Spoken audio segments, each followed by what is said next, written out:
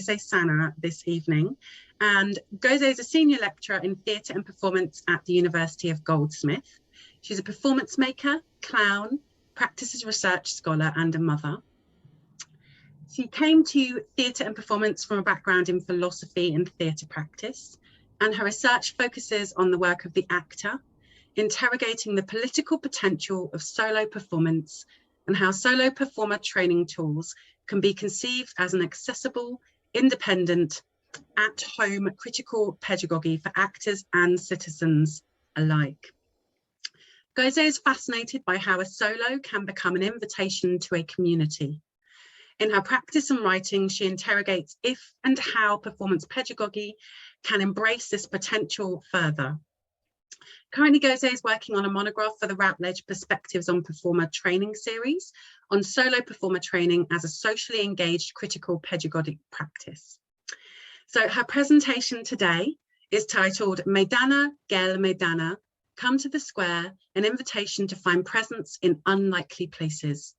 Part audio guide, part video essay, part scholarly paper. The practice research presentation investigates the convergence between performers' presence and political action. So I'd like to mute myself and hand over to Göze now, if that's okay. Thank you. Thanks, Jo. And thank you, Caroline, for inviting me. And thanks, everyone, for showing up this afternoon. I'd like to start by giving a little bit of context to the work I'm about to present. But before I do that, there's also thanks in order. The research I'm going to present was versions of it was presented at the PSI Artistic Research Working Group and the IFTR Performance as Research Working Group sessions in July. And the work owes a lot to colleagues and collaborators on these platforms. I also want to thank my sister and writing buddy, Senem Saner, who's here with me, and her insight and feedback into this work has been invaluable, as well as her understanding of freedom as self-determination. So just to give a bit of a story to where Meydana Gel came from, the presentation borrows its name from a failed funding application for the AHRC Equality, Diversity and Inclusion Grant. So just over a year ago, I was approached by an architect friend who works for a firm that specializes in social housing. They were working with Haringey Council on a regeneration project for Broadwater Farm Estate. For those of you who may not have come across this name, Broadwater Farm is a notorious social housing estate in Tottenham, North London, made up of densely built concrete blocks and towers connected by walkways above the ground level. It's kind of defined as streets in the skies. So these were initially designed to evade flood risk, but the impoverishment of the area and the estate led to racialized tensions and rioting in the 1980s, which contrasted the utopian narrative that surrounded such housing projects, both architecturally and socially. So my friend's firm, the architectural firm, was hired by Haringey Council to undertake the regeneration project, and they were beginning by doing a consultation process with the residents. They were going to think about how to strategically enhance the public realm on the estate, such as improvements to the streets in the skies or on the ground level, new parks and play areas, things like bin storage, bike storage, or even potentially building new homes in the Undercroft car park area.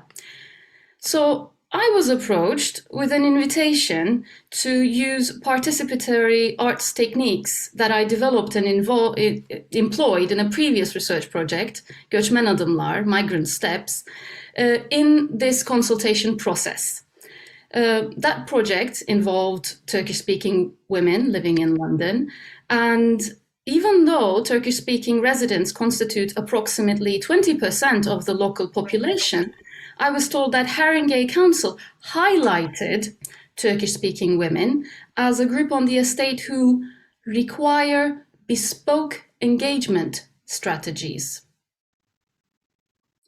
Require bespoke engagement strategies. This is the terminology I also kind of adopted, although I was not quite comfortable with it in my funding application, which might be why I did not get it, who knows. But I was echoing the council's vocabulary and the architect's vocabulary, and I was also trying to evade other more informal terms that had been used in conversation, such as hard to reach, difficult to engage, hard to find. It sounded like all these women were hiding in their homes, the doorbells ringing, echoing, and they're like in their shells and they can't be reached. And I knew that this was not the case. I had previously worked with particularly this demographic and engaged with the community organizations such as Daimar, Cemevi, North London Community House, which are very active in the area. I'd attended the many very well-populated events, festivals, breakfasts, dinners, talks, seminars, political gatherings, and other activities. Did I mention breakfasts? So loads of breakfasts, for example, in the neighborhood. And I knew that this demographic is active, social. They have jobs, families, social lives. They have projects such as learning to drive, training for a new career, or redoing the bathroom. But I knew that they were not hard to reach or not present. So why did they require bespoke engagement strategies? Partly, the issue could be seen as a matter of language. So many of the women don't speak English or don't speak English to the level at which they might be able to meaningfully contribute to a consultation process with native speakers. At the same time, that could be resolved with a translator. Why did they need me? So why were these women, who for me were so present in their lives, so significant and valued in their communities, so invisible and hard to see in the eyes of the council? So Meydana Gel Meydana came about in this context.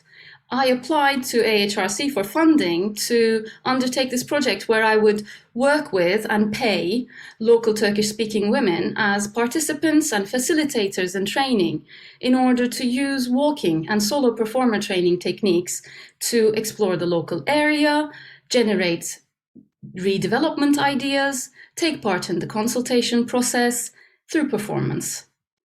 Effectively, I would be facilitating a process to support this hard-to-reach demographics contribution to the consultation and propose ways of enhancing presence in this public civic conversation to bring them to the public square, to the meydan, perhaps to make up for their lack of presence in the predominantly white residents' association meetings or the Broadwater farm WhatsApp group, which was in English.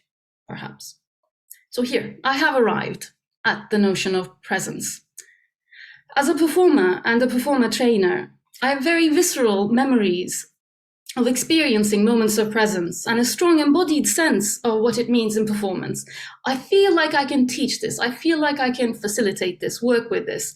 But the failed funding application helped me put words on something that had been bothering me for a while already. That some people are given more of this presence than others. Is it because they have it? That they are super charismatic?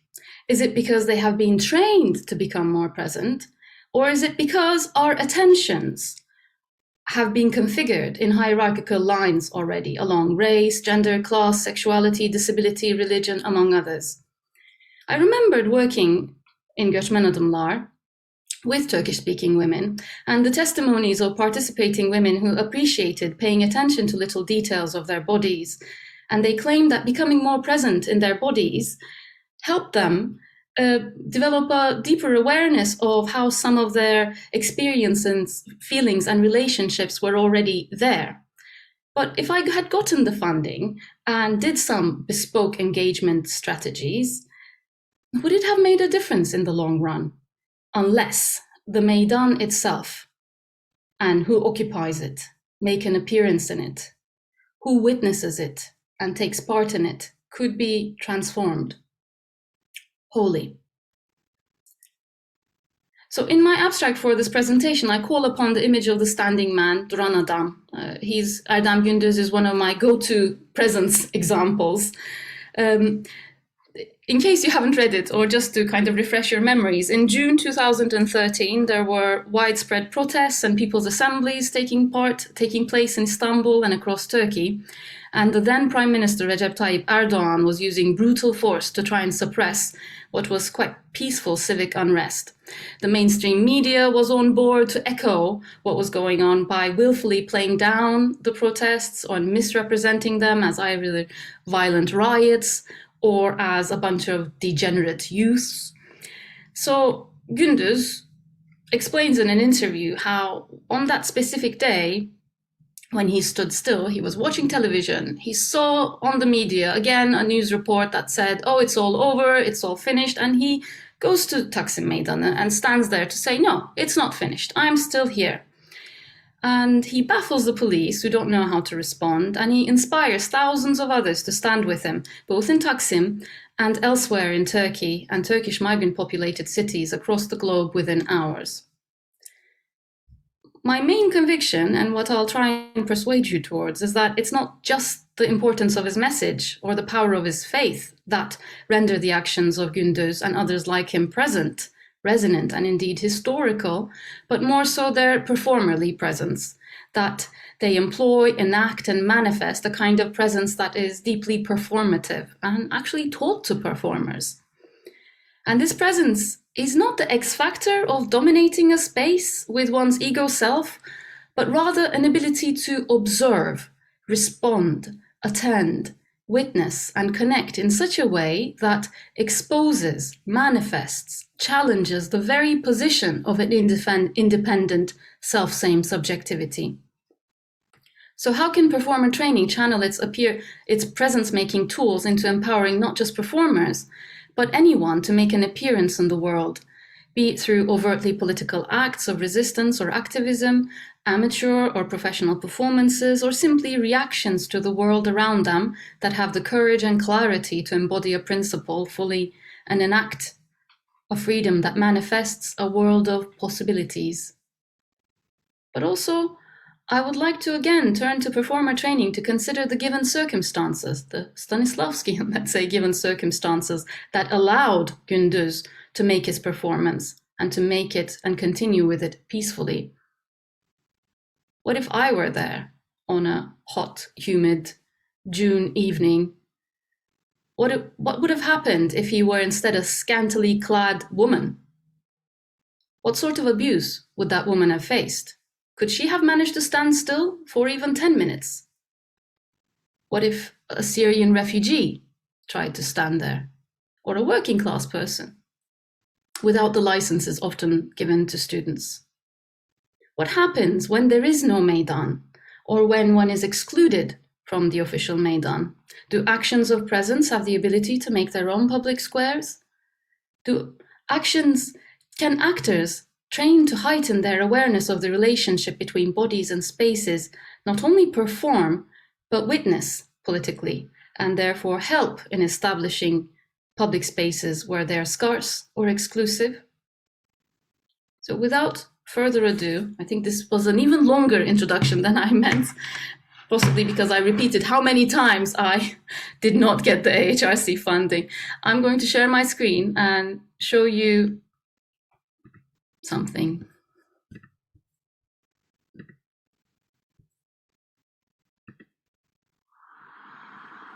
This is an audio guide for a walk in search of presence. I invite you to put on headphones, head outside, and wander as you listen to my suggestions. You could take a chair with you, if possible, and pause your walk whenever you wish to sit, to situate yourself and observe the world. Even if you don't have a chair with you, consider looking for places to perch or rest, to be still. Then when you are ready, you stand back up, grab your chair, and continue on your walk until the next time. This is also a video made up of clips that document my own attempts to find presence in likely and unlikely places. Some of these were filmed over walks where I followed these very same instructions, and others during daily saunters from one place to the next, where I came upon a space that resonated with the idea of a public square. I filmed as a question: can presence happen here? And finally, this is a chapter in development that sits somewhere in the middle of a book that studies solo performance as a genre as a focus for performer training, and as a form of political activism. I examine how the relationship between the performer and the spectators works in the solo form. Referencing Hannah Arendt, I theorize that the dynamic of one and many that can be found in solo performance enacts a theatrical understanding of freedom and resonates with forms of activism that are prevalent today. It is for this reason that I propose to pay closer attention to the pedagogy of the solo performer as a rehearsal for political action and an exercise of freedom. The political potential of performance and performer pedagogy has long been known and addressed by people like Brecht and Boal, and the ability of solo performance to connect the personal and the political has been discussed by Bonney, Hughes, Roman, Munoz, Dolan. Yet the relationship and potential mutual enforcement between the two have not been examined. How might solo performance function as a form of Freirean critical pedagogy and generate self-knowledge, empathy, hope, and the courage and skills to take action, individually and collectively? Interlinking Freire's critical pedagogy and Martin Barro's liberation psychology, Maritza Montero notes how both operate as a form of conscientization, which she defines as, I quote, a cognitive and emotional process attaining awareness about certain circumstances influencing the people's living conditions, end of quote. Developing awareness resonates with a walk in search of presence. Walking and sitting where we would normally cross already bring attention to what we habitually take for granted or simply experience by framing it, drawing its outline, marking its contours. Montero discusses how conscientization is, I quote, a mobilization of consciousness aiming to produce historic knowledge about oneself and about the groups to which one belongs, thereby producing a different understanding and giving sense to one's temporal and spatial place in the society and in one's specific life world, end of quote. I asked you to walk, but I must acknowledge that walking, indeed wandering, is a privilege.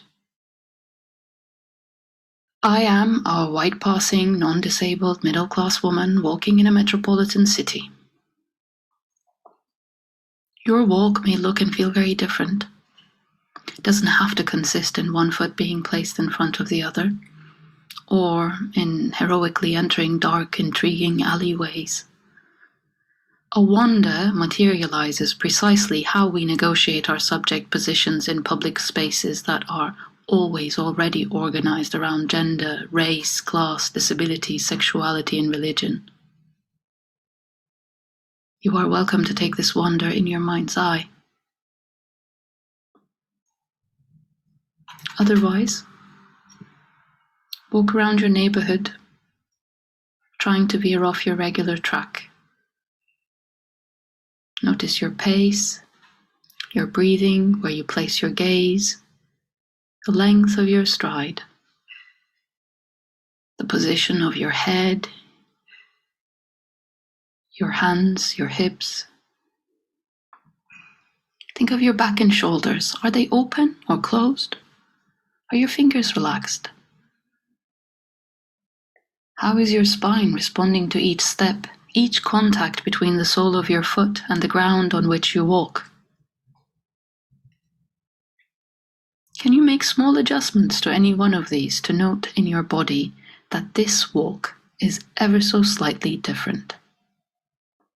Can you take time to frame different parts of the body or trace the contours of different aspects of your walk? Here, I note my breath, shallow.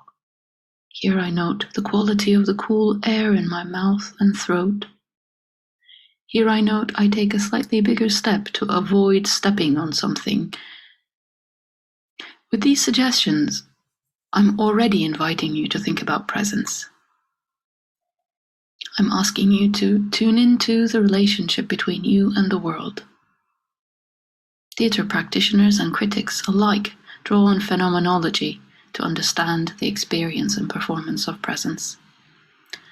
I'm going to be glossing over nuances, but Stanislavskian psychophysicality, what Grotowski and Thomas Richards call organicity, Zarili's body-mind, Barba's conceptualization of the pre-expressive and the dilated body, as well as Fischer-Lichter's strong sense of presence as embodiment, all draw attention to the dynamic interconnectedness of a body, its inner world and its surroundings. Sherman's recent assessment of the phenomenology of presence take these observations one step further and questions the ethics and politics of attention. So, in the phenomenological reading of presence, the actor tunes into the body and its experience of time and space and develops an embodied awareness of herself and everything else as a lived, unfolding event. She attends to the dynamic relationship and porous boundaries between what's conventionally seen as interior, for example, thoughts, feelings, sensations, emotions, memories, fantasies, dreams, daydreams, and what's conventionally seen as exterior, so actions, habits, movements, gestures, speech, a walk. While earlier iterations of this way of looking at presence, and therefore this way of studying the person by way of looking at the actor, focus on the parallelism between this false binary of inner and outer, more recent approaches take these insights further to consider the relationality of everything.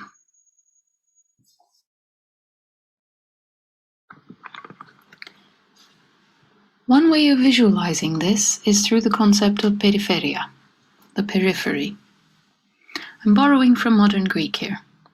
Peripheria, which means circumference, outer surface, the line around a body, but also literally a carrying around, as it combines the words peri, around, and pherein, to carry, to bear. There's an established history in drama of interpreting the relationship between a subject and the world as a series of peripetia, shifts or reversals of fortune. And on the other hand, we are on a walk, entertaining the dynamic relationship between a walker and the world through the peripatetic. But right next to those two, on the etymological dictionary, peripheria presents another way of understanding the interrelationality of an agent and their environment. Rather than looking at a continuum of moments and events, or causal chains of actions and reactions, I propose to look at a snapshot. In each moment that later blends into our phenomenological experience of becomings, the body is the periphery where the person and the world meet, and the space in which their dynamic relationships play out and become material and hence manifest. For example, as you listen to my voice, note where you are. Let's begin by looking for markers of your relationship with my voice and perhaps what I'm saying. Is your head leaning in or away? Where's your jaw, your tongue? If you're watching as opposed to listening and walking, where are you in relation to the screen? Where are your feet? On or off the floor? Are you listening by reading captions? What are you touching? Already, that situated being, that is you, begins to be fleshed out through a series of relationships, your reactions to what you're hearing, your physicality of listening, based perhaps on your age, culture, gender, location, and then perhaps what you have just done or might be doing instead, the grumbling stomach pulling part of you towards some food, or a heaviness on your shoulders, literally or metaphorically, that is the remnant of a difficult conversation just now. And perhaps other habituated physical idiosyncrasies are also there, present in this snapshot. Your tight jaw, due to a propensity to keep your thoughts to yourself, or a former injury. The precise curve of your spine that somehow stores and informs all your movements, your relationship to everyone and everything that surrounds you, with differing degrees of proximity and significance. The peripheria are both informed by identity and location, race, gender, culture, class, disability, but also by the precise idiosyncratic ways in which you might manifest any one of these as tendencies, resistances, preferences, and indoctrinations. It is made up of multiple, complex, rich links of tension and ease, pulls and pushes, rigidities and fluidities. The person, or actor, and the world are mutually constitutive and ever becoming. In this respect, it is not that the actor in search of presence only pays attention to and gains an understanding of how her inner world and outer reactions are related, but more so, she asks how both are present in and of the world. Something deep inside me compels me to match the Greek word with a Turkish one, and I echo the title of this paper and the failed funding application, Meydana gelmek. Meydana gelmek means to happen, occur, come about, materialize. But it also literally means to come to the public square, to the meydan. Our presence is both a matter of how we come about and how we make our appearance publicly. The orchestration of presence on stage is inevitably invigorated by the dramaturgy, scenography, and mise en scène. What are the systemic political resonances of these theatrical components on the public stage? And if walking can invite presence by drawing attention to and increasing awareness of the dynamic interrelations between thoughts, feelings, movements, bodies, and the world, can it become a form of conscientization?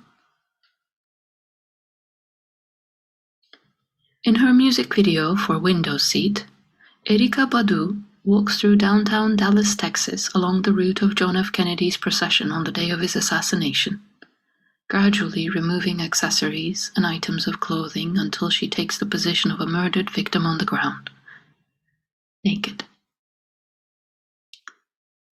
I'm not asking you to remove your clothes, but I am inviting you to consider whose route you may be echoing as you wander, actually or in your imagination. What layers can be peeled back to see through the lines along which that route is organized?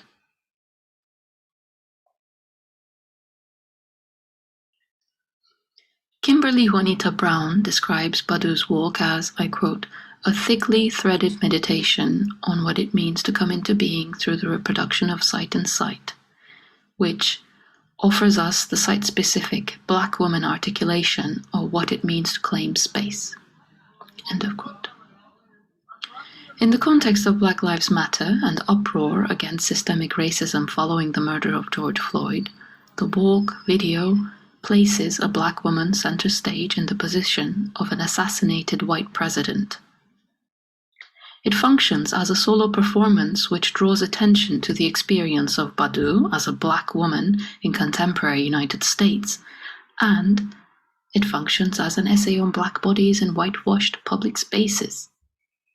Brown notes how the video is later used as evidence in court to charge Badu for disorderly conduct, while the video upon which it is fashioned, Matt and Kim's, both white musicians, Lessons Learned, earns them an MTV award.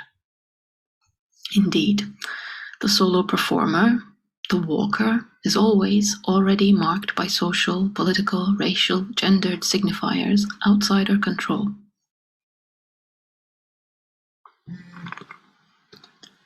Badu's solitary walk extends an invitation to its spectators, both those recorded live and those watching the video, to consider the historical routes they tread, perhaps on a daily basis, and the symbolic and phenomenal experience of their bodies and the bodies of others walking alongside them. I'm purposefully echoing Fischer-Lita's false binary between the phenomenal body and the semiotic body here. Fischer-Lita notes that this distinction between lived experience and an externally negotiated meaning is highlighted in the plight of the actor, but is nevertheless a human condition, as the body is both the site of material experience and a sign legible from the external world. She reconciles them in her phenomenological understanding of embodiment, which acknowledges how meaning and experience are mutually constitutive. The body, I quote, is always already connected to the world through its flesh. Any human grasp on the world occurs through the body. It must be embodied. In this sense, the body transcends both its instrumental and semiotic functions through its fleshiness. End of quote. While Fischer-Lichte does not address the extent to which the politics of bodies and spaces inform this fleshiness, it begs the question of how presence blurs the meaning imposed on bodies and the experience from within. Writing about intersectional autobiographical solo performances to examine, I quote, the productive reciprocity between queer theory and disability studies, queer identity and crip identity, queer activism and crip activism, end of quote, Kaye Shanks articulates how stage managing one's own reception and playing with stereotypes operate as strategies with which queer and disabled performers negotiate the question of visibility and invisibility, presence and absence, inner feeling and outer reception. I quote, for queer performers, visibility often means proclaiming an otherwise invisible sexuality on stage. The task is different for disabled performers, whose visible impairments often lead to social invisibility. Here I mean social invisibility both metaphorically, as in non-disabled people's lack of regard for disabled people, and literally, as in disabled people's lack of access to public spaces. End of quote. What Sandal calls queering and cripping emerge as radical, powerful, identificatory, and perhaps also disidentificatory moves against the hegemonic power of so-called normalcy. The artists she discusses use these tools to bring about presence in their own terms. Badou's walk operates as a similar playful disidentification and offers a replicable form, with the omission of the undressing perhaps, through which to investigate one's visibility and invisibility, vulnerability or power, and similarity and difference with others one crosses within a space. And an invitation, again, to look closely at those strategies employed to hide or expose these convergences and differences. So, as you focus on your body and how your walk materializes how you are feeling and what you are thinking, also consider the route you are following. Are you walking on a pavement? Where are you on it? In the center, on the edge, close to buildings or vehicles? Are there vehicles? How close or far from others are you? Do you steer clear of them? Do others steer clear of you? Who gives way? Do you meet the gaze of strangers? Do they meet yours? My invitations to focus on processes that on a regular day just happen, such as the breath and the relationship between different parts of the body, bring about a sense of estrangement from what seems daily, habitual, normal. So do these second set of invitations regarding bodies and spaces. Paying attention to how my knee relates to my ankle might make me walk funny and feel unnatural. Playing with, avoiding, or meeting the gaze of others might feel odd. But this denaturalizing, I quote Montero again, is key to conscientization. Noticing, acknowledging, and perhaps playfully resisting external manifestations of that which appears and feels as natural, and therefore indeed serves a particular status quo, is an important part of what Montero defines as, I quote, breaking some habits deeply socialized and some beliefs deeply embedded. End of quote.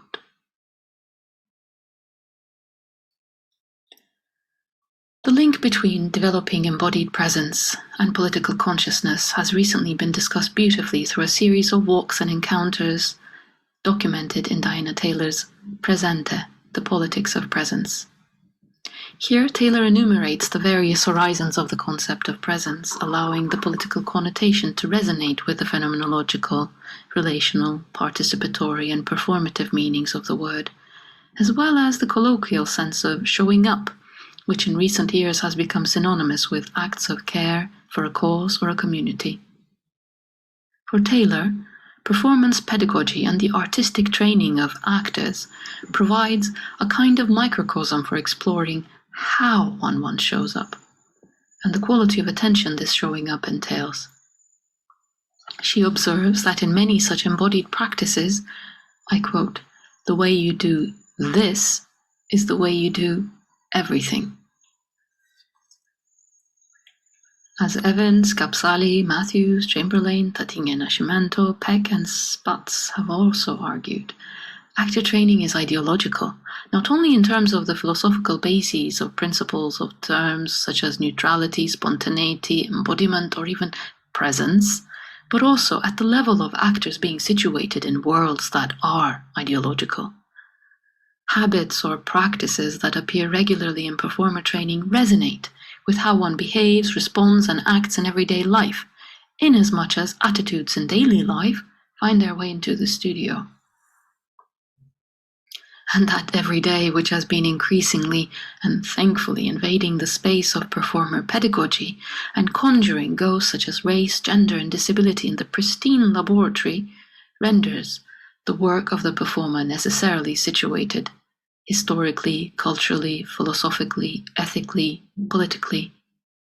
There is no attending to my knee without consequences, in isolation. There is no apolitical spine.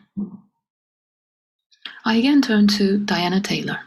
Taylor notes how she is present in her book, but not merely autobiographically, not just because she recounts experiences she's lived, but more so because of, I quote, "the necessary situatedness of knowledge that emanates from the embodied practices of historically, socially, gendered, racially codified bodies."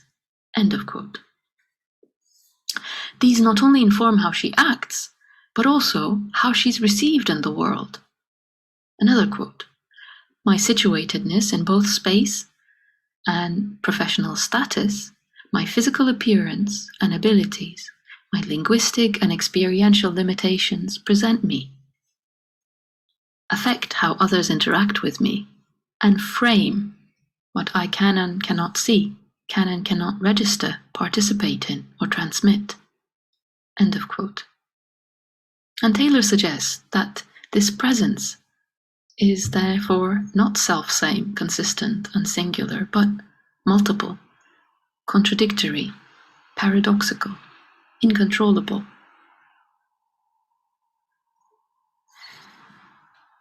The notion of peripheria, I explained earlier, is inevitably phenomenological in that it situates the being in the world, or more accurately, exposes this said situatedness quite bluntly. What is unique about performance is how our awareness of this situatedness can be shared. Sherman begins A Strange Proximity, Stage Presence, Failure, and the Ethics of Attention by noting how stage presence is not about directly drawing attention to oneself, but about drawing attention in such a way that exposes the relationality of that being and its interconnectedness with everything else around it. This understanding of presence is one that brings about a shift in perspective. This is due to the inherently dialectical relationship between presence and attention, not simply as a matter of manipulating the gaze or interest of the spectator, but as a matter of experiencing, co-experiencing, and indeed experiencing the impossibility of co-experiencing. I quote, "Thinking about stage presence, then, means thinking about the configuration of responsibility between others and myself. In other words, stage presence is an ethical matter." So I would like to take it one step further, following on Sherman's footsteps, and suggest that stage presence, therefore, is a political matter.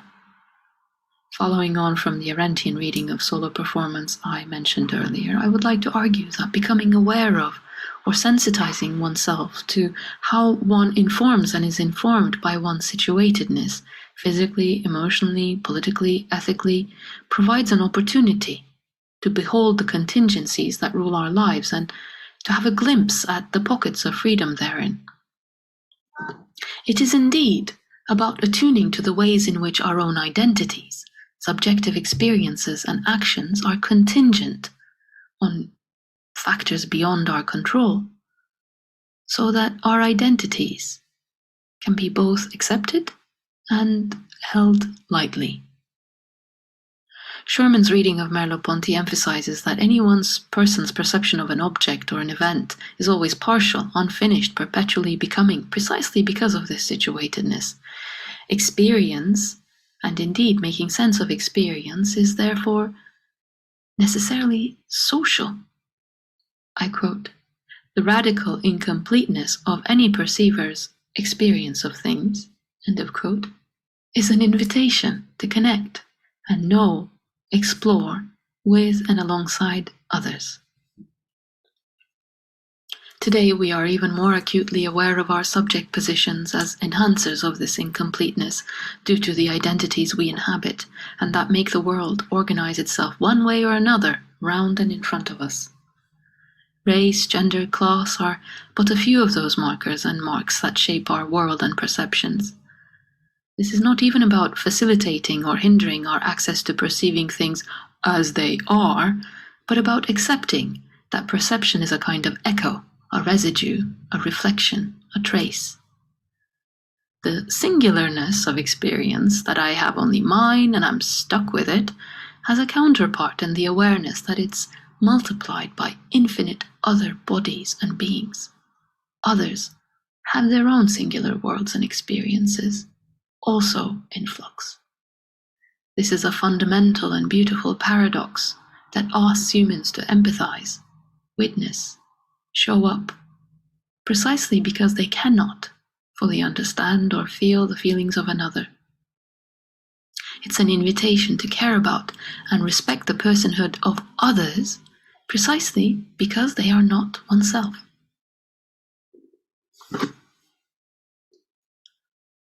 Who are you now on this real or imaginary walk? What spaces do you enter, pass, and exit with ease? What baggages are you carrying with you, in addition to the chair you may have grabbed on your way out or left behind for fear of drawing too much attention? If you are indeed sat watching, what are your assumptions about and embodied reactions to the spaces documented on my little videos? Taylor observes, I quote, "Racist, sexist, homophobic, and xenophobic assaults and microaggressions become internalized and accumulate in bodies," end of quote. How do these mediate your engagement in the Orentian space of appearance or disappearance?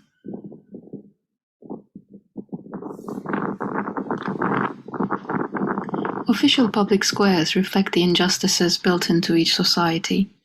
They invite some and prohibit others, and on your walk, you may find yourself included or excluded in the formal meydans that you cross or where you choose to rest. On another walk, the provocation could have been to resist precisely these restrictions, but not this time. This time I invite you to just take note. Every time you place yourself somewhere, as you sit and watch the world around you, observe the presence and identity of the people who share that space with you. Who is there? Who is not? Who is allowed? Who is not? Who is staged? Who is not? In our discussion of the Zapatistas, Taylor quotes Ricardo Dominguez's invitation to investigate, I quote, "What are the qualities of neoliberalism in your space? How do you function in and contest that space? Not by mimicking us, the Zapatistas, but by mimicking the question," end of quote. What would be an action that could take place here that could crystallize a form of protest? Like Badiou's walk or Gündüz's standing still? What would it be against? What could someone do here just now, non-violently, to fight against some form of injustice, what would it look like? Where in the body would it begin? Where in the space would it be situated? And who would notice, witness, attend, note, show up, and then tell the story? Who comes to the public square? Who arrives at the meydan? Who happens to be there so that someone can take action and be present in the political sense? You are looking for the meydan, the public square. You are looking for presence in likely and unlikely places. It will be your coming to the meydan that makes the meydan, your attention that makes it possible for someone to make an appearance. I invite you to experience your political fleshiness, to pay attention to your peripheria and mark it, draw it, frame it in relation to the world around it, in its glorious personal and ideological messiness, not solely to take action and do something, but perhaps even more so, to be there when somebody does. I leave you where you are, in the hope that it is indeed the presence of an attentive witness that cultivates hope, courage, and presence in others.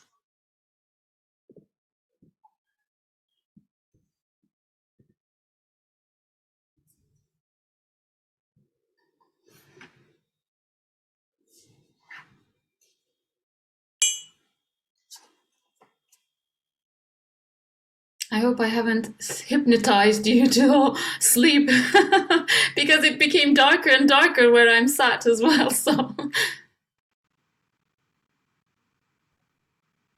Göze, would you like me to invite some questions? I have some thoughts as well to give people a moment to kind of sort of let that settle in their bodies and let them come back to us and show up with us in some ways from just being focusing on the screen and your voice. So thank you very much. I had I made the connection and wanted to sort of go right back to the beginning where you framed the project, and it just really stuck with me, this idea of showing up. And I wondered, is a bespoke engagement strategy an invitation to show up? And what the relationship is between kind of the council's sort of expectations of engaging in bespoke engagement strategies rather than finding invitations.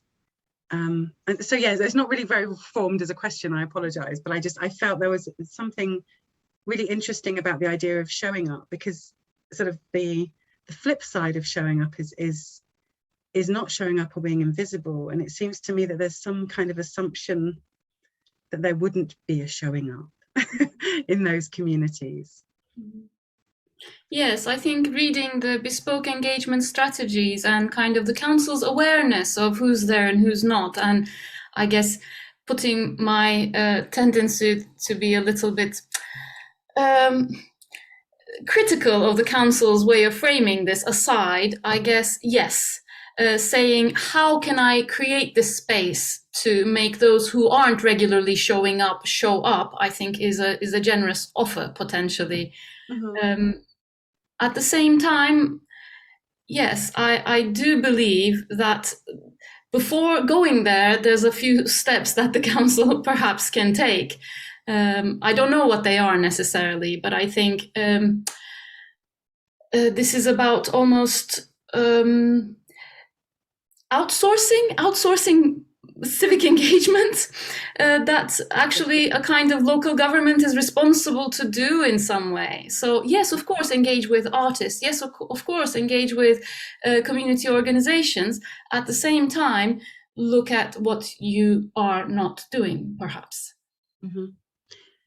And I was very curious as well, because you said, it was a failed funding application. So do you know if any bespoke engagement strategies did go ahead or are plans to go ahead still, regardless of you not receiving your funding? No, not in the way that had been planned and envisioned. So I could have also done some other, without the funding, some workshops and so on, but actually without the funding, I wasn't approached by the architects anymore.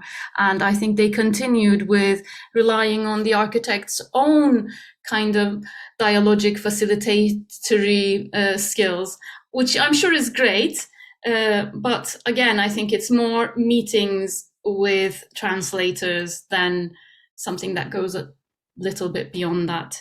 Mm-hmm.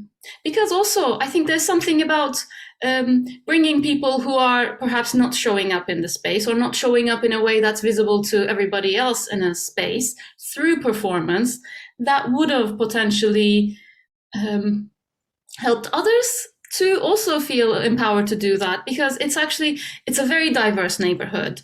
And I'm sure it's not just the Turkish-speaking women who are highlighted as requiring bespoke engagement strategies. So how could that kind of performative presence in a space created touchings between communities that don't normally touch or come across each other, perhaps?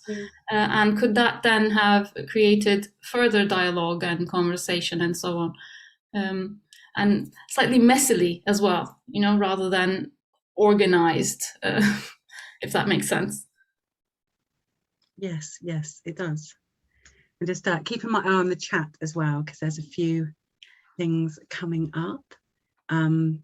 People needing to leave to go to other things.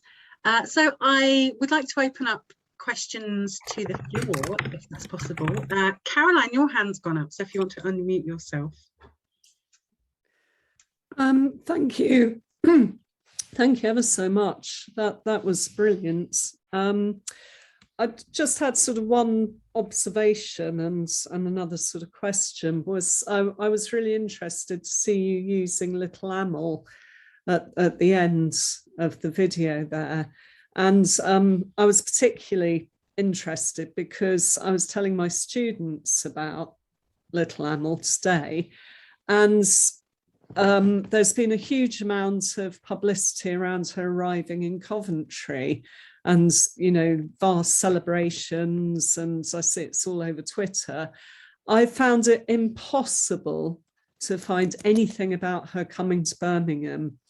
And it kind of tied up, again, it led me to think of the beginning of your talk, where you've got a community that's very vocal and very, involved and visible. And yet they're kind of silenced through, terminologies or these kind of attitudes.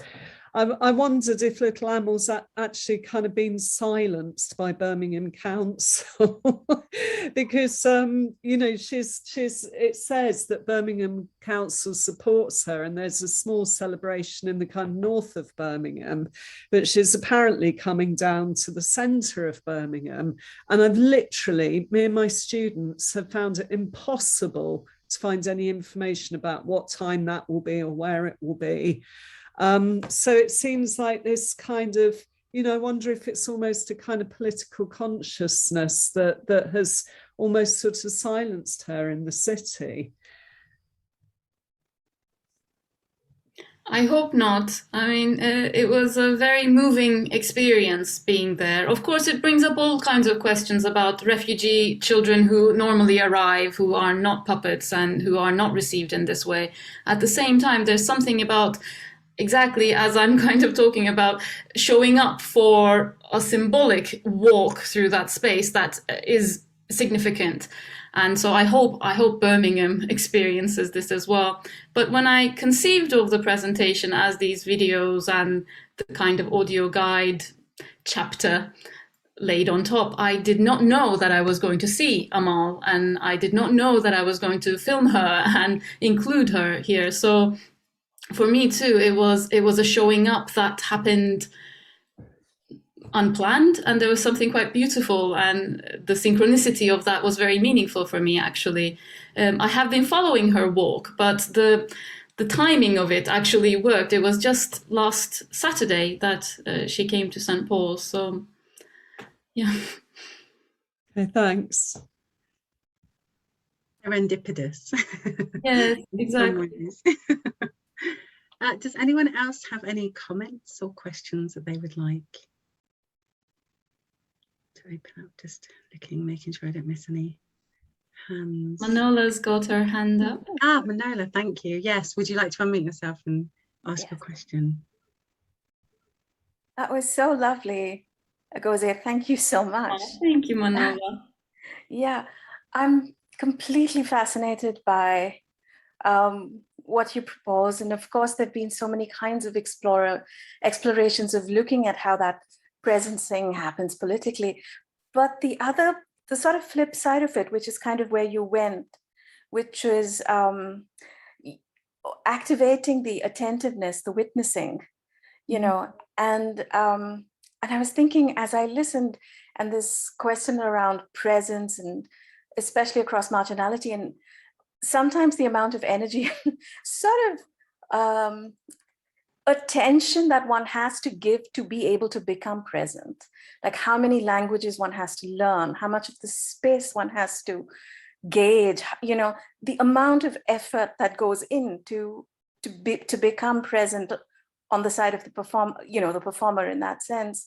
And so I was really, really fascinated by what you were proposing, really, in terms of the opposite of how do you activate the witnessing to maybe then make that presencing easier or gentler or less of an effort and more reciprocal. And I'm curious around how you feel practices enacting or in other ways help that. Yeah. Thank you, Manola. That's such a brilliant question, because first of all, it kind of, I get a sense of relief, and I'm like, yes, it did come across. I wasn't just, you know, because I reorganized everything so many times that I wanted to end up on this witnessing, and I'm really glad that it was communicated. So thank you. In terms of practice and kind of actor training, there's an exercise that comes to mind for me when we're maintaining a rhythm, or maintaining many rhythms at once that somehow work together. And I ask performers to break that or do something in that is almost like a jazz solo, let's say, in the way they embody themselves. And there's an expectation, there's a waiting and holding that space just before someone makes their entrance. And I love the moment when you're about to make your entrance and you don't, somebody else does, but you hold it. And it's beautiful that they entered instead of you, that you didn't get a chance, but then that other person did, and you were there holding it. So that's my embodied experience of a micro version of what I'm talking about politically. I think to some extent there's an oversimplification in what I'm doing, but there's something about listening to a music to which you're just one part, listening to interacting rhythms, tempos, listening to and watching movements that work and not work together, and then seeing where you might place yourself within that, waiting for the moment to place yourself within that, to expose something about those relationships, and then perhaps not entering and seeing somebody else do that. I think that's my equivalence in the studio space. Does that resonate with you at all? It does. It does. It does. The other thought I had, I was thinking about, I don't know if you've come across the word rasika, but that's the, so it's sort of, it comes from the rasa tradition, but the rasika is the witness that's cultivated to witness, you know, or the cultivated aesthete, you know, in that sense. So, and I've always wondered what makes the rasika, you know, yeah, and I was listening, and I'm thinking about the for me, in a way, when you led us through the walk and invited us to pay attention to ourselves while looking at things, I was thinking about the discomfort one experiences when noticing the other. And I think you leading us into that was a way of somehow making that relationally, presence itself somehow. But the jazz waiting, I like that moment of waiting and not getting a chance. I love that. I'm going to remember that and hold it, because that's very, very beautiful. And, there's a comic element in that, but it's also very profound. So thank you for that. I sometimes imagine the triangle player waiting for their moment as well. And it just passes, but they were there. I mean, respect to triangle players in the world, obviously. I think there's, in that attending, there is, that's when there becomes more space, doesn't there, to witness, in holding, like you were saying, that moment where something else comes in, but you become a more attentive witness through doing that. And it made me think about attending to has a relationship for me very much so with care as well, and an act of care.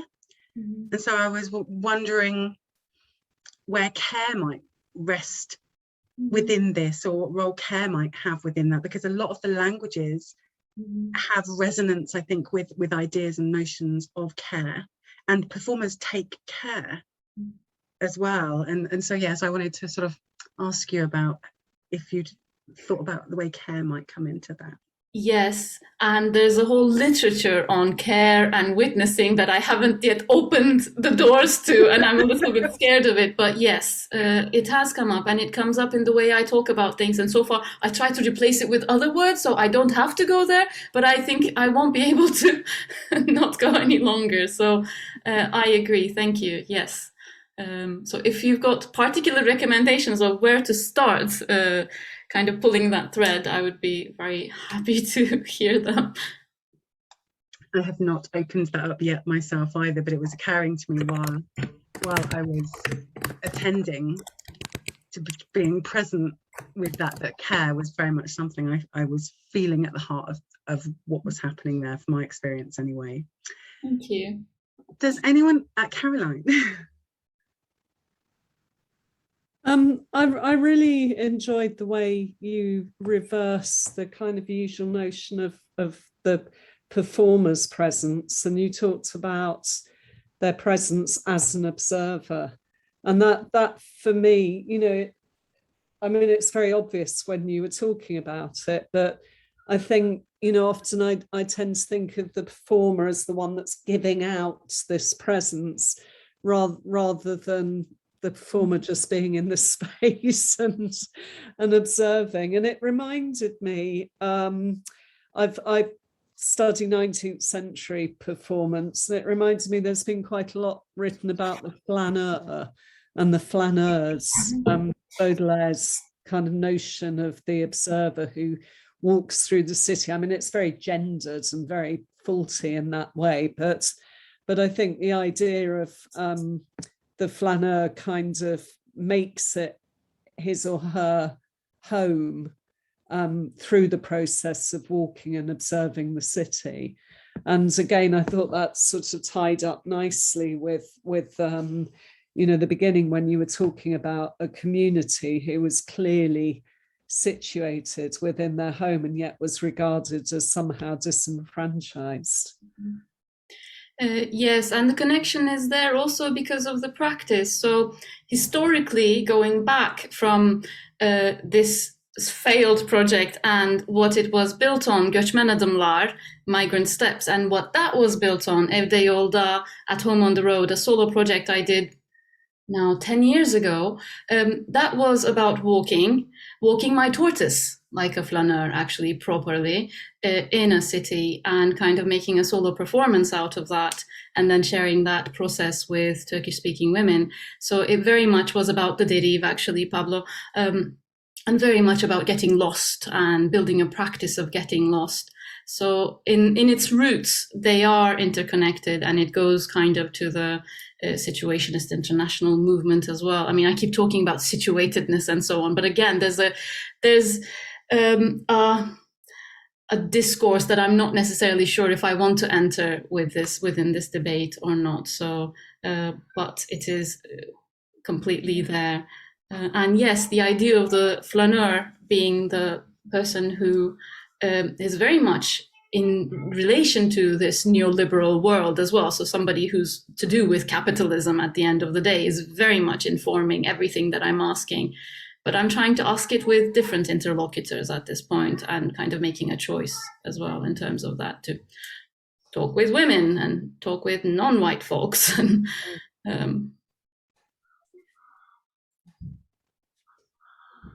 Joe, you're muted. I am muted, yes. I was just like saying to myself that I'm on mute. Pablo, I didn't know if you wanted to open up your thoughts at all. No, sorry. Thank you for putting me on this spot. No, not really. It's just that when Caroline mentioned the flaneur, this notion of the derive, you know, which is, I forget who is that? Isn't that also international, situationalist international, right? This notion of somehow drifting through the city aimlessly, but not necessarily according to those kind of capitalist principles that maybe flaneurs in the 19th century might have been led by, but perhaps in a more kind of critical view. And certainly experiencing Sané's text and reflections with these kind of urban landscapes made me,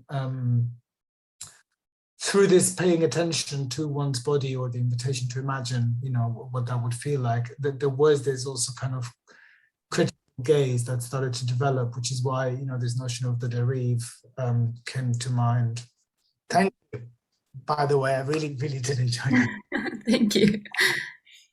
Thanks, Pablo. Does anyone else have any questions or comments? Yes, go for it. Can I ask a question? Yeah, of course. Well, I was wondering, when I put the video and the audio together, I was wondering what the experience of watching and listening would be. And I can't experience it because I've spoken it and recorded it. So I would love to hear from you how you found your presence while listening to audio instructions, which were also kind of veering a lot in the direction of a good old paper often, and these videos of places where I sat, where you found your attention.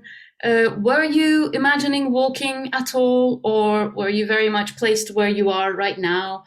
So I'd love to hear about your phenomenological experience of this presentation, actually. It would be really helpful for me to understand how this audio guide works, for example. If you would like to share, obviously. I'm very happy to open this up, and then I'll come to David for sure. I felt that your voice, especially initially, was what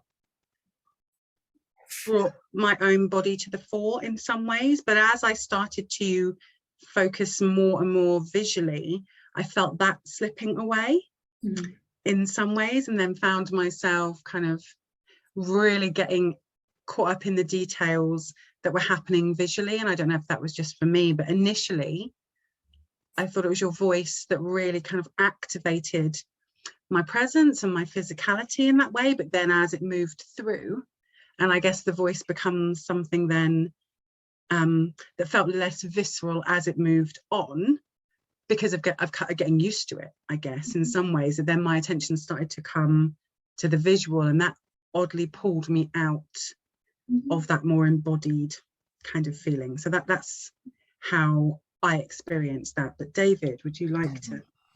Yeah, I think for me it was something the same. And first of all, I loved that. It was a really lovely experience actually to go through. I found myself, when I was watching the images and listening to you, I found myself thinking what the other people in the spaces that you'd filmed, what they were experiencing, what their sense of the the locality was, because the way it was framed, and I thought just a technical thing, I thought the images were framed absolutely beautifully. You know, there was a long perspective in just about each one. So as I was watching and as I was listening to you, my eyes were drawn towards the further spaces within the images. But obviously our position is fixed, and the paper and the discussion are talking very much about how we experience this moment. So that's drawing us inward to ourselves, which for me really begged the question of the experience of the people who are moving through the spaces, and just how present in those spaces are they. And at some points the presence it's tied to a small group or to one other person. It was a lovely one, but with a child with a little toy sword having a fight, just kind of in the far distance. Yes, and really playing up to it as though it was a lightsaber that the child was holding. So I became more and more aware as I was listening to you of, if like, my position in relation to these images, which then begged the question about everybody else's relation to the communal space that at that particular moment they are inhabiting. And I wound up thinking, so this is a very, very long thing, but I thought it was very interesting. I wound up thinking of something that happened in Glasgow not that long ago, where there was a Home Office deportation, an attempted Home Office deportation of a couple of people on the south side in Govan Hill. And what that did was to kind of it activated people's understanding of the space and people within the space, because there was a protest against it, and then the protest grew, and then people effectively came in from all over Glasgow to stop the deportation actually happening. And at that point, they felt it was really, really important for them, not just to activate a Twitter hashtag and say, "Oh, it's terrible, shock horror, Priti Patel, Home Office," but actually to be present and not to protest loudly, but actually simply there just to stand, just to be there, and to use the space in the way that they felt the space needed to be used. I really enjoyed that, really did. Thank you, and thank you for that example. I remember reading about that, actually, what happened in Glasgow. And yes, that is very much one of today's ways of showing up, isn't it? So it's a beautiful example. Thank you. And yes, when we watch, I noticed myself when we're listening to outlines of bodies and so on, sometimes there's a really nice convergence between like what we're seeing somewhere in the distance and the suggestions. And I guess, when you're really going on a walk and when you're looking around, you will find those and they will be different. And I guess there needs to be a trust in the audio guide to be able to facilitate that without videos and without kind of forcing my vision on you in that sense.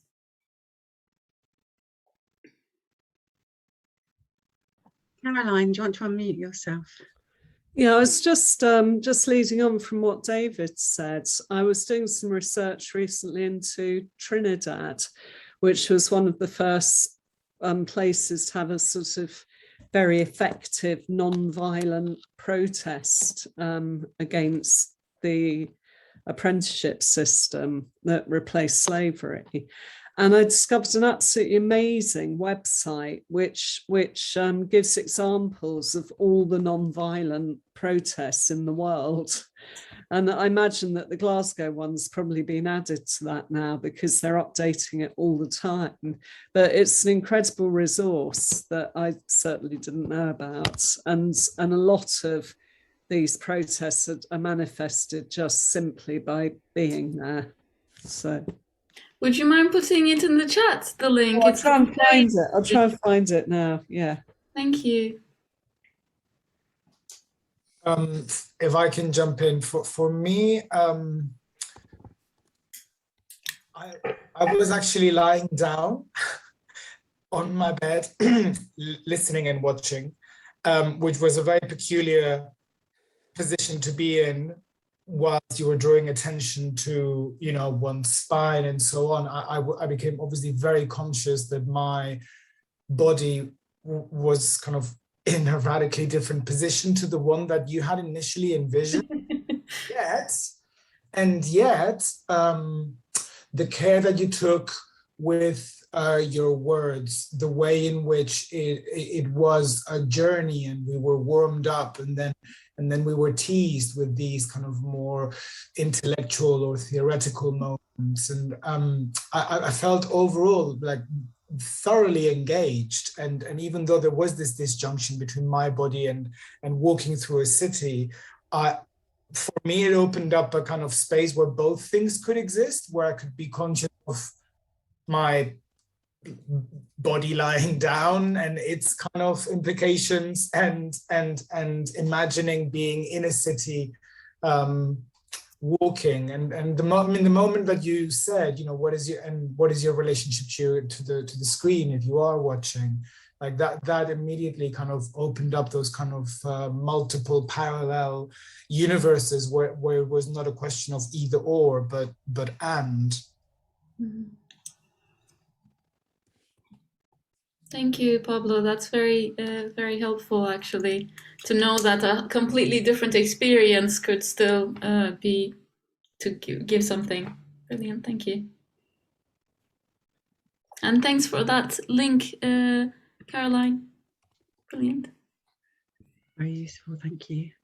I've recently come across a book series called The Voice of Witness book series, which I found very interesting. I mean, I haven't managed to read through them yet, but it's about, again, marking and making books out of moments when communities come together.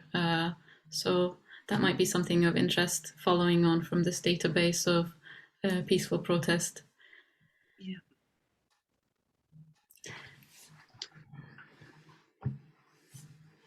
Does anyone else want to add any more thoughts or responses?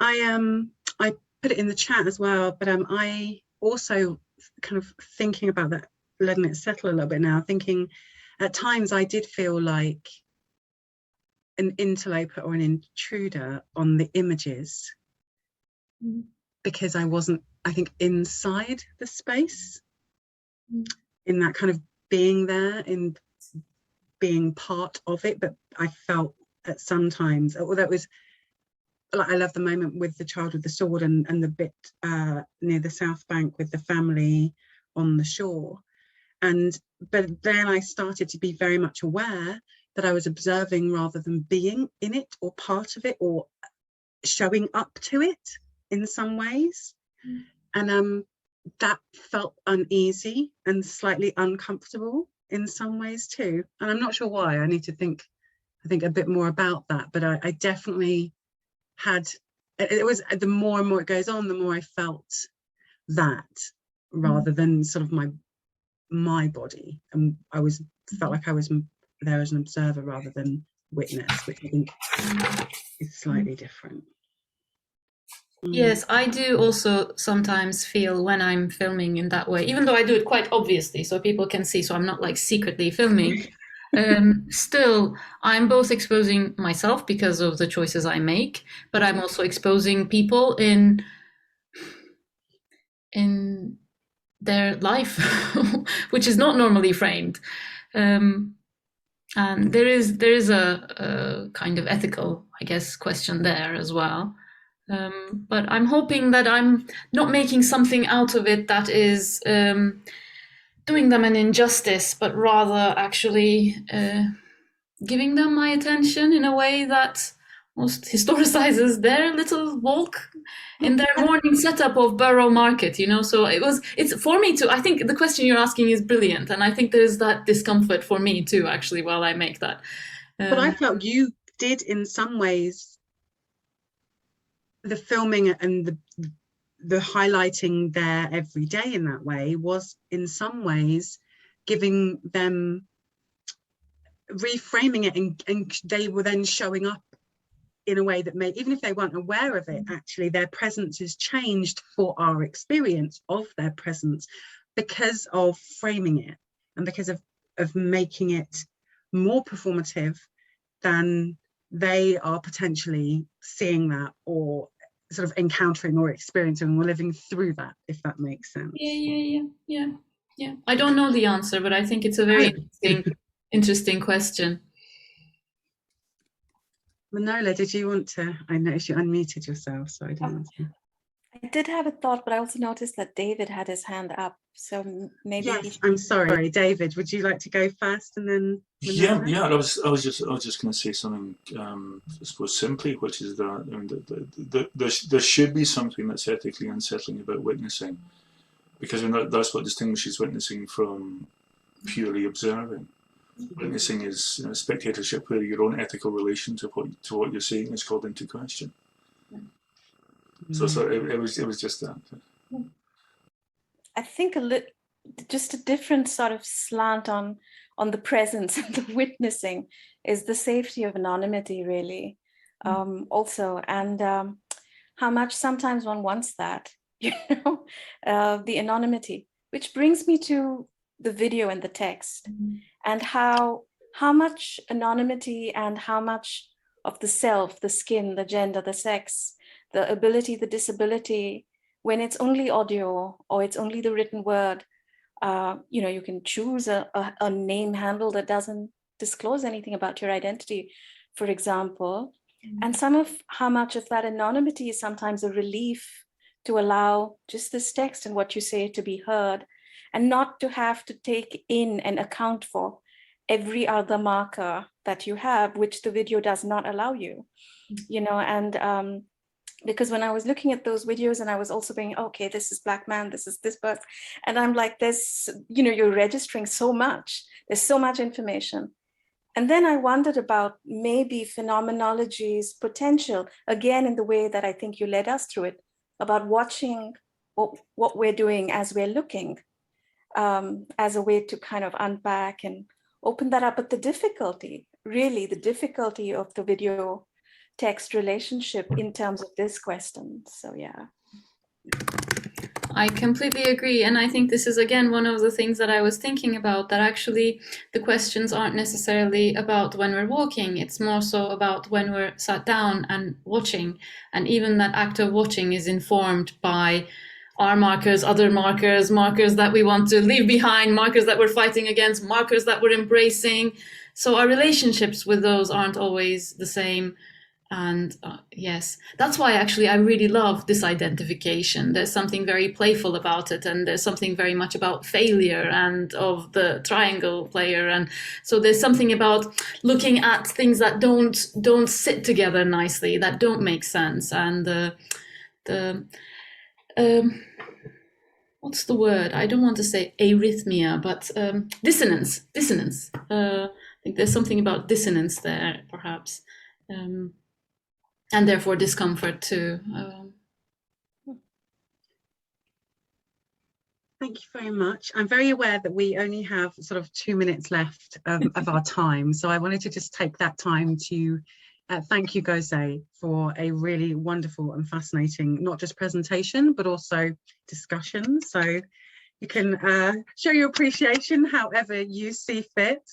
And also to thank everyone who has shown up for this presentation and joined us. It's been really wonderful and really interesting discussions and threads that I suspect lots of us will pull on moving forward. So thank you to everyone.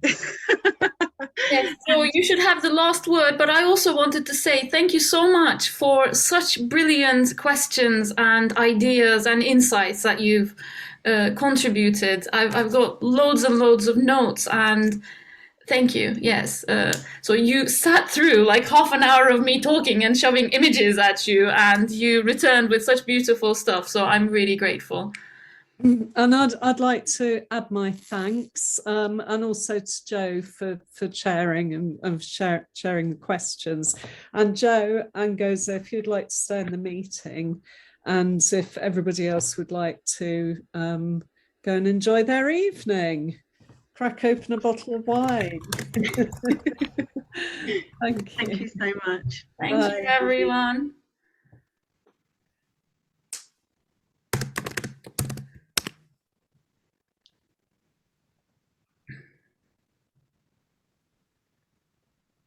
Hello, Graham. Are you there? Oh, is that Graham? I think he might have gone off to make a cup of tea or something. Anyway, never mind. Probably. Are you going to boot him out? I might do, yeah. He's a colleague, so it's okay. He'll understand. What do I do? Remove? I think, yeah, you can just remove him. Stop recording now. You've recorded this moment as well, which is excellent. Let me stop recording.